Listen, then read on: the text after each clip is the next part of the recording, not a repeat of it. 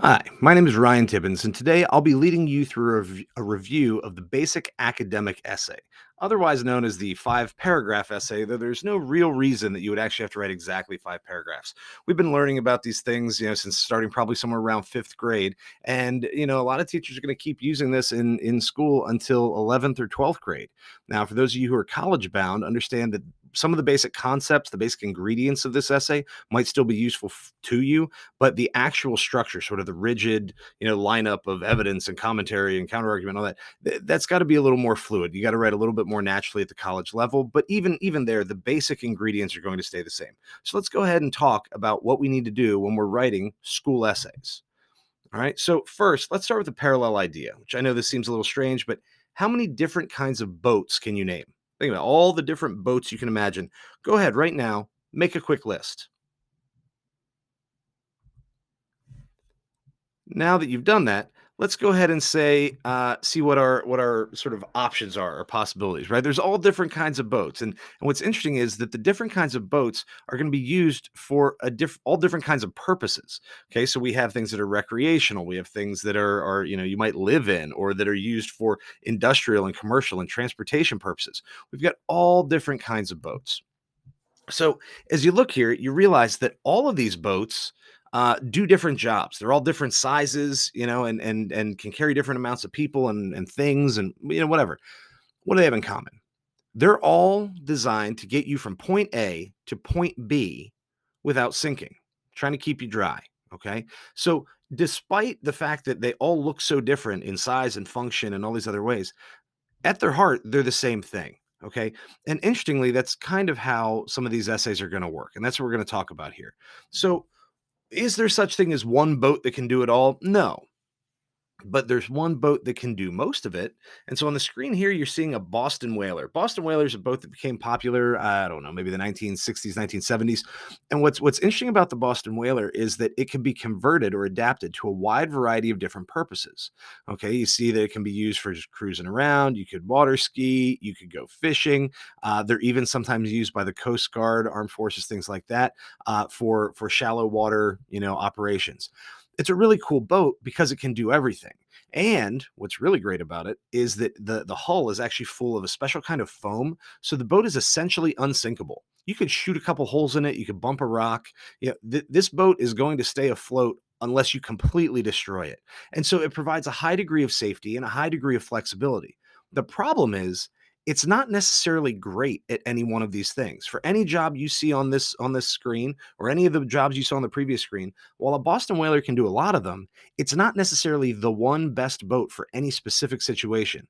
You can get a ski boat for jet skiing. You can get a better fishing boat, right? You can get a better boat to do each one of these individual jobs, but it's hard to find one boat that does all of them reasonably well. And that's actually what our five paragraph essay is kind of like. Okay. It's that one essay that can do a little bit of any job. And it's not necessarily going to be great, but it's going to, in many cases, be good enough. And so if you are a struggling writer, or if you are a writer, say, below 11th grade, then this is generally where you want to be. As we're approaching somewhere around 11th grade, maybe 10th grade, if you're a strong writer, we want to start breaking out of this form a little bit. Okay. But first, let's think about how all of this works, right? So how is building a boat like writing an essay? The first thing you do is you need to determine the purpose. What job is it going to do? How is this supposed to work at all? What am I trying to accomplish here? Then once I have that concept, I start sort of gathering the materials. What are the things I would need to build a boat like that? So I start maybe thinking for the essay, I start thinking about ideas, words, specific evidence, concepts, quotes from sources, things like that. And then I make a plan and I put it together. So just the same way you would make sure that you have the materials necessary to build the kind of boat you want, and then go about making the blueprints, once you know what's available. Same thing. Let's see what's available for our essay. Let's get the ideas together. Then let's organize and plan it. So where we would make a blueprint for the boat, we're going to make an outline for our essay. And then we're going to put the materials, make sure that they fit within that plan. Sometimes you realize I don't have the materials for this exact plan, so we can adjust. That's fine. You might make adjustments to something you build the same way you might make adjustments to something that you write. What we need to do is know what we have available and what we can do before we begin the process. You're going to save yourself a lot of time on revisions and corrections and things like that if you start off with a solid plan in the first place. Then it's time to build. It's time to write. Okay. So don't necessarily worry about the little details at this point. Essentially, in a rough draft, what you're trying to do is get the right ideas in the right locations, right? So I need good content and I need good organization. I'm not worried about my word choice. I'm not worried about my punctuation. I'm not necessarily worried about good transition phrases, and all that is stuff I can clean up later. What I need to do when I first build a boat is build a boat that floats. Okay, now some of you get a little too far ahead of yourself, and as you're writing, you start editing. You write a paragraph and then you go back and you edit the punctuation and you change some words and all that. You can do it, it can work, but it's actually really slow. You think you're like, oh, this way I don't have to do a second draft. You're actually slowing yourself down by interrupting the flow of your writing. You're also going to end up spending a lot more time on the first paragraph or two or three than you are on the last ones, because what happens when you get into that habit of editing while you're writing, you keep going back and editing, and then you go to the next paragraph. You're like, well, I'm not sure what to do here. And so you go back to the top and you start over. You'll actually work more efficiently if you just write the draft start to finish, get all the right stuff in all the right places, follow your plan. Same thing, you're building a boat, build the structure. You don't need to worry about the paint job. You don't need to worry about, the upholstery on the seats and things like that until you have a boat that floats, right? What good is great decoration on the boat if the thing's not going to float anyway? Okay. Then our next step is going to be to revise. So in revising the first draft, the first thing you're going to do is check and then possibly change or move ideas and parts. You realize, hey, it's better if I flip flop these two body paragraphs, or hey, I'm missing some information in my introduction. You go through and you add, you move, you adjust. And if you're going to get into the actual, the phrasing of the thing, go ahead and start cutting. Stephen King gives some advice in his book on writing, where he says, I think the second draft is equal to the first draft minus 20%. Now, he's talking about writing an entire book, so that's a lot of cutting. But for you, you should probably be removing some words and phrases, or at least condensing and tightening things up as you're going through the revisions. But again, I don't worry about the clarity or the quality of the individual sentences, the phrasing, and the grammar until after I have my organization and my content correct. Okay. So I'm recommending here basically three drafts, right? You write the rough one, then you do a revision where you focus in on content, changing, moving ideas, adding in some sentences, things like that, possibly making a few cuts. Now we're ready for what should be, in most cases, our final draft. And this is sort of the light editing and small revisions. This is your paint job. This is get the right words, get the right punctuation, check on the details, things like that. That's where you paint your boat. And again, I mean, what good is having the best paint job on your boat if the boat doesn't float? If it's going to sink to the bottom of the harbor anyway, it's not going to do its job. No one's going to say, wow, that's such a beautiful boat. It's great. I want one. They're going to say, ah, what a waste of a paint job. That boat sucked and it sunk, right? That's sometimes what happens with essays, where students write something that the content isn't great, the organization isn't great, but then they go ahead and they edit and they get all the word choices good and the punctuation strong, and they say, look, I wrote it well. Yeah, but it's a good paint job on a poor structure. Okay, what good is that essay if it doesn't move an idea from my idea to yours? And by the way, that is our parallel here, right? Notice the next step is publish, set sail, achieve your purpose. What is the purpose of all essays? Right? If the purpose of all boats is to transport people or things from point A to point B safely and without sinking, the purpose of all essays is to take an idea from the writer's mind and safely transport it into the reader's mind, and hopefully in such a way that they will agree with it or understand it or support it. We're usually trying to be persuasive in some way. So think about that. Can this essay take an idea out of my head and move it into the reader's head in such a way that they both understand and will agree with it? That's our job. Okay. So if the Boston Whaler is one of the best boats just to do a little bit of everything, then that's the 5-paragraph essay. Okay. Your 5-paragraph essay is the kind of boat, quote unquote, or the kind of essay that can get an idea out of your head and into your reader's head with relative safety. It's hard to sink this essay because the structure is so well defined. You're not really taking a lot of risks in it. Now, the flip side, of course, is that this is not going to be the greatest essay in the history of the world, but you can still write a good essay. And especially if you're struggling as a writer, this is a safe way. How do I get the ideas out of my head, into the reader's head, make sure that I have the thing organized? This is what you do. Okay. And so you can see this sort of organizer, this graphic on the left side of the screen here. You're going to be seeing a little bit more of that. What we're going to do now is break this thing down and talk about the component parts. All right. So here we go. The first and most important thing that you want to think about is your thesis sentence. Okay. Now, the thesis in most cases will come at the end of the introduction. In some cases, if you're writing maybe a history essay or for other subject areas, you may begin with the thesis and then provide the background information. In that case, it's essentially the same thing. Just imagine you flip that triangle upside down. Okay. The thesis is the most important sentence in your essay, though. And so, therefore, it's the first thing that you want to write. before you go into doing a big giant outline, before you go into planning out all the body paragraphs, the evidence, and all the rest, you need to write a rough draft of your thesis sentence and make sure that you have a clear, concise, and direct way to state the thing that you're proving. Okay. Because check this out. Let's go back slide. Everything you write before the thesis, that little gray dot towards the top there in number one, everything you write before the thesis is there to help your readers understand what the thesis means and why you're saying it. Everything you write after it in numbers 2, 3, 4, and 5, everything that comes after is there to convince your reader to agree with or believe that thesis. So if you're trying to compel people to action, to get up and do something, the introduction sets up the topic and establishes the need for action. The thesis says, here's what they actually need to do. The rest of the essay convinces them to do it. So before you can start writing an intro, a lot of people say, well, I don't know, how do I start with a good hook? How do I get this started? If you don't know what you're introducing, how can you write a good introduction? So you always want to start with a rough draft of the thesis first. So, all right, so what do we have with a thesis? You need to respond to the prompt, be direct. So if your teacher gives you a question, make sure that you're actually answering the question. You probably want to include some of the language from the prompt. Don't just restate it. Don't just turn the question into a statement. That's not going to be good. But you might use a few words from the question to help you establish, part of the thesis. Okay. Next, it must be arguable. A thesis cannot be a statement of fact. It also cannot be an opinion. If you say, I believe that blah, blah, blah, okay, you're not proving anything to me. I'm going to read the whole essay and go, okay, well, that's what you believe. The thesis needs to say what you're actually trying to prove. So instead of saying, I believe the color blue is awesome, I'd be like, okay, cool, that's your opinion. Say, the color blue is the best color. Now I go, well, I don't know if I agree with that, but the rest of the essay is going to try to change my mind. Okay, so it must be arguable. We cannot state a direct fact and we cannot state personal opinion. So be careful with phrases like I think, I feel, I believe, and in my opinion. Those should not occur in your thesis. Next, the thesis should be at or near the end of the introduction paragraph, and then usually you'll restate it in the conclusion, usually towards the beginning, but you have some options there.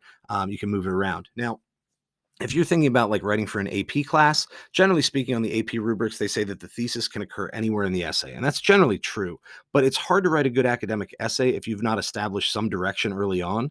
And then somewhere in there, usually at the beginning or the end or both, you need to clearly and directly state the thing that the audience is supposed to do or believe or consider, whatever. So I strongly recommend that you have a thesis sentence somewhere near the end of the introduction paragraph, and then that you revisit the idea a few times throughout the essay, particularly in the conclusion. Okay. Now, there's two basic kinds of a thesis. Most of you have been taught how to write what's called a closed thesis.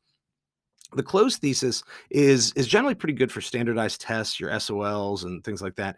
Sometimes for timed essays, or if you have trouble staying organized, then stick with that closed thesis. What a closed thesis is where you give your answer, blank is blank, and you say because, and then you list your reasons, 1, 2, 3.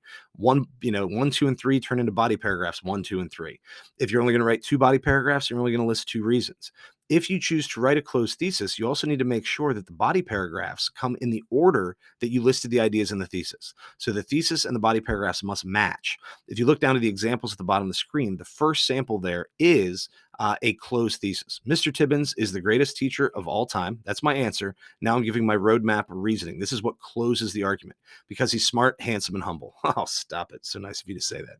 Anyway, the reason it's called a closed thesis is because it essentially closes off your options for the things you're going to talk about, and it lets the reader know exactly where you're going. Now, in some cases, that's a good thing because the reader can sort of think ahead. They understand where you're going. They might understand the connections and the logic a little better.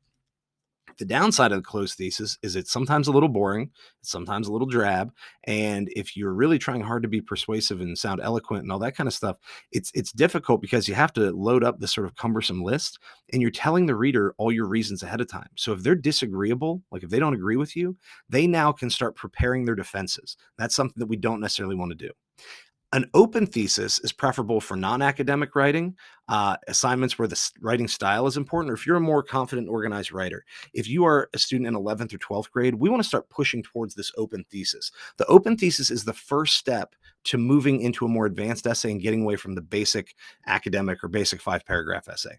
Essentially, all you do is you answer the prompt or you state your claim without giving the reasoning.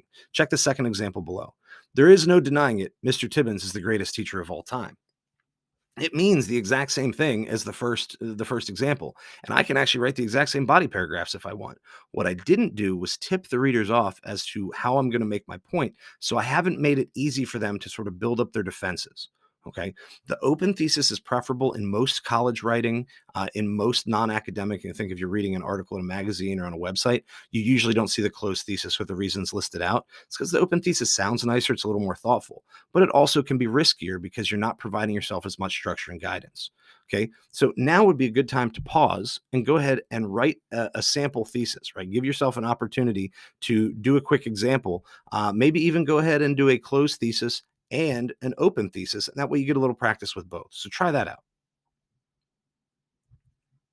Now, moving on from the thesis, now that you have an argument, you're like, all right, I know what I'm trying, or a claim, sorry. Now that I know what I'm claiming, the thing that I'm trying to prove, now you can say, all right, how do I introduce it? Well, how do I introduce it? Let's take a look at a hook sentence. How do I get people interested in the general topic?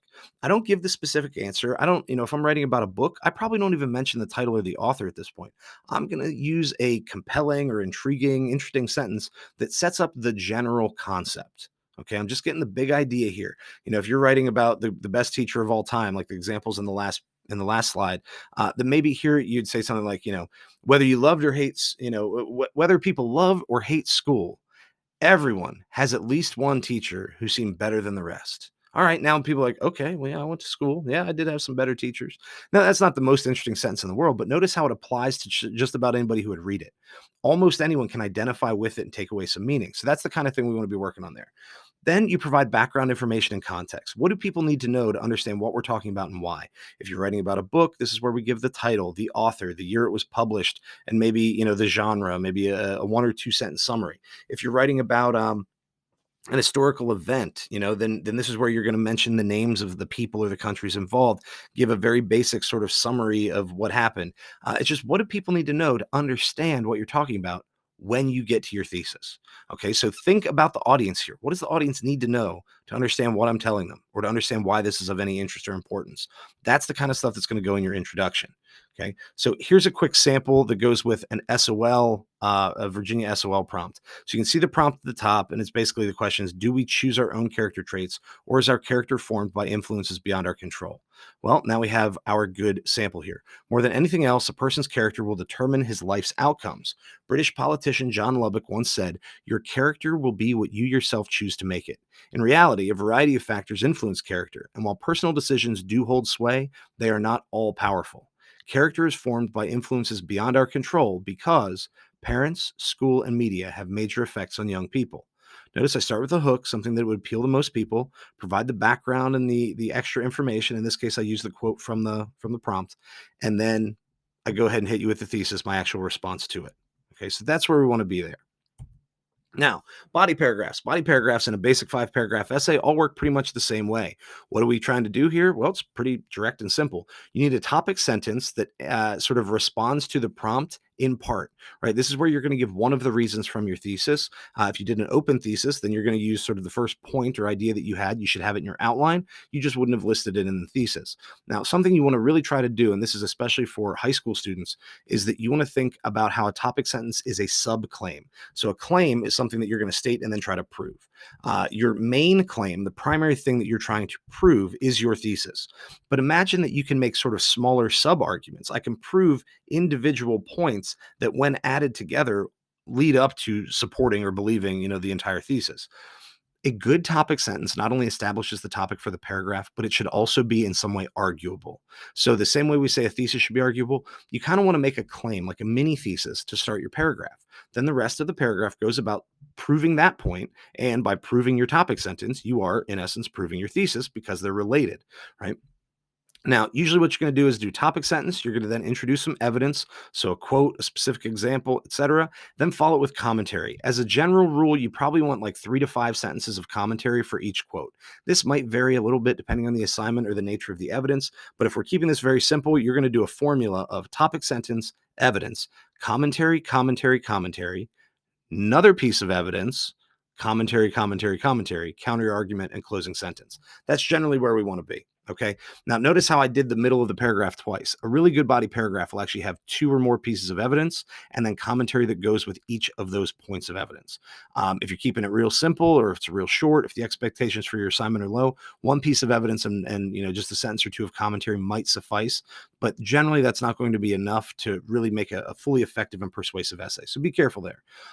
After that, we have a counter argument, which is not always required, but a good idea if you can put it in. This adds some sophistication to your writing. This also helps to better persuade readers because it shows you're aware of their thoughts and their concerns. What we mean by all of that is essentially somewhere in the paragraph, usually towards the end, after you've sort of explained your idea, you'll introduce what's called a counterclaim, or a sort of concession. Right, the two parts of a counter argument are technically concession and refutation. And so what you're going to do is you're going to concede a point. You're going to say, of course, some people don't believe that Mr. Tibbens is the smartest teacher because they've had smart teachers as well. And then I can use the format at the bottom. So I have a complete sentence about how many people think something different than me. And I say semicolon, however, comma. I use a semicolon because I'm connecting two independent clauses. And then I write a sentence about why my idea is better. So I would say, of course, some people have had very smart teachers and think that they might be smarter than Mr. Tibbens. However, Mr. Tibbens not only knows a lot about his own subject area, English and writing, but can also provide additional information and support in subjects like social studies, history, and biology. That's it. Now, I'm not saying I'm actually the smartest here. I'm just working off of the sample thesis, right? I'm not actually claiming to be the smartest person here. But if you were making that argument, what you'd have to do is acknowledge that some people might reasonably disagree and then bring them back to why your idea is a little bit better than theirs. If you can do that thoughtfully and effectively and actually target things that the audience might be thinking, then you have a strong counter argument and you are making your writing more persuasive.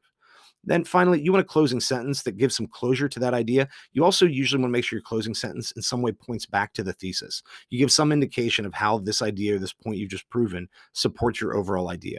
That not only gives the paragraph good closure and a clear sense of purpose, it usually makes it pretty easy to set up a transition to the next paragraph because your next body paragraph is also going to be trying to prove the thesis. So then you can say something like, similarly, blah, blah, blah, blah, blah, right? And you can go on. You don't have to do the first, second, third, the very boring transition words. Now the ideas will help you to make your transitions. Okay, so that's what we're doing in our body paragraphs. If you want, now's not a bad time to stop and try to write a sample of your own.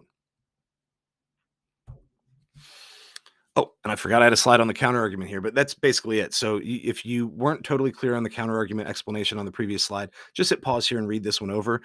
Essentially, you can see, the example of a counter argument from a previous paragraph. Okay. Now, here's a full sample body paragraph. In the interest of time, I'm not going to read all of this to you, but notice how each piece is labeled. So you have a strong example here. Notice how there are two pieces of evidence and multiple points of commentary for each piece of evidence. If you'd like to read this in its entirety, go ahead and pause the video now and take a read. Finally, we have our conclusion paragraph. Our conclusion paragraph is important because it's going to, wrap up all the key ideas. However, it usually is the one that is sort of the least valuable scoring wise. If you're writing an AP essay, usually the conclusion is the least important paragraph in terms of how it scores on the rubric. Most classroom teachers will make their conclusion paragraph worth a little bit less as well, just because if you've already done your job well with a good introduction, thesis, and good body paragraphs, you've essentially made the argument. Still, having a good conclusion can help to drive home the point. It can also add some sophistication to your essay by making connections to bigger ideas. So in the very basic format, what do you want to do? I'm going to restate my thesis. I'm going to use the same idea, but different words. So if my original, thesis was Mr. Tibbens is the greatest teacher of all time because of blank, blank, and blank, down here, I'm going to drop the three reasons and I'm going to use a stronger transition. Check the bottom of the screen.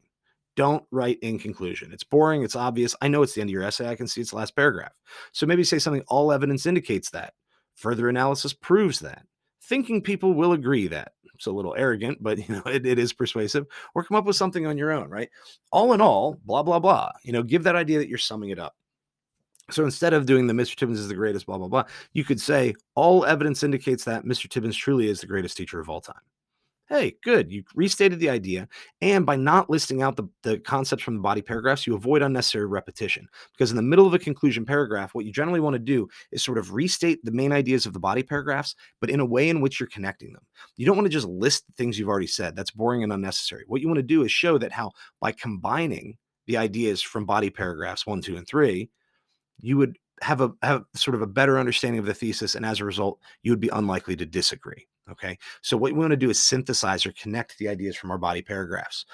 The last thing there is a strong ending. This is sort of the reverse of a hook. If your hook sentence is something that is designed to get people thinking, and get them interested in your topic so they'll keep reading, then your final sentence, your strong ending, is something that keeps them thinking after they're done. If someone can read your essay and then finish it and they just toss it aside and move on with their lives, or if the teacher can just immediately slap on a grade and move to the next essay, you didn't end strong enough. What you might want to do is show how this is useful in the real world, or how your ideas connect to something in a broader context. If you're making arguments about who's the best teacher, that final sentence might not just be about teachers. You might say, education is important, has a major impact on the quality of lives individuals lead, as well as the way our society functions. So we cannot underestimate the importance of having strong teachers and powerful leaders in the classroom to help the next generation, period. I don't know if that's good or not. I just made that up. But you see how it took the idea of an essay that was just essentially proving who's the best teacher and can branch it out into something much bigger, into the value of having a good teacher at all. Now, a person, even if they still weren't entirely sold on your thesis, they go, well, you do have a point there. I guess I should think about who the best teachers are, because I want more people like that. And you know who one of the first people they're going to think of is? The person you put in your thesis. Okay. So what you want to do for that ending is just the reverse of the hook. The hook sentence in the intro grabs attention, gets them thinking, gets them interested, and sucks them into the essay. The strong ending sort of shoots them out on the other side in a way that makes them continue to consider the value of your argument. All right. So here we have a sample conclusion. What you want to do here is go ahead and read over it. Again, if you like, everything's labeled for you. This works off of the same SOL prompt we were looking at before. If you want to read it in its entirety, go ahead and hit pause and read it now. So that is a quick review of the 5-paragraph essay, or the basic academic essay format. Okay, so check that out. If you have any questions, you should contact your teacher, or if you're watching this on YouTube, you can drop some comments in the chat. Additionally, just for extra help, so when you write it, you're not like, I'm done. Here's a decent way to proofread. Check meaning. First thing is, does it make sense? Then my evidence and commentary, are the examples specific? Do they actually support the thesis? Am I elaborating and explaining? That's that first revision where you're checking, do I have the right stuff and in the right order? Then we go into our paint job of our essay, right? We're checking grammar, subject-verb agreement, complete sentences. We check punctuation, things like that. And then the final thing you think is, does it sound good? If anything just sounds weird, doesn't make sense, of course we want to have adjusted it. And if you do a final read through and you're like, this sentence still isn't right, then fix it before you turn it in. You don't want to turn in an essay that you have problems with. That's the point of doing multiple revisions. For those who are interested, here's a quick look at 8 basic punctuation rules that cover all the general uses of commas, semicolons, and colons. If you're interested in hearing about these in more detail, I do have a few videos of these on my YouTube channel. You just search Tibbens Education Services and Tutoring, and then commas or semicolons or colons. You'll find some videos there. Not the most thrilling content, but really good reviews with a lot of samples, which could be helpful if you struggle with punctuation, or if you have a big test coming up. All right. So that's your process. You're given a prompt, you break it down, you consider the reasonable options, you write a rough thesis, then you make an outline that goes with your thesis, you write the rough draft, just get the right stuff in the right order, revise for content, clarity, voice, and style, and then, of course, edit and revise for clarity, grammar, and punctuation. And that is a quick review of the standard academic or 5-paragraph essay. Again, if you have questions, reach out to your teacher or feel free to contact me directly. I hope this has been helpful. Have a great day.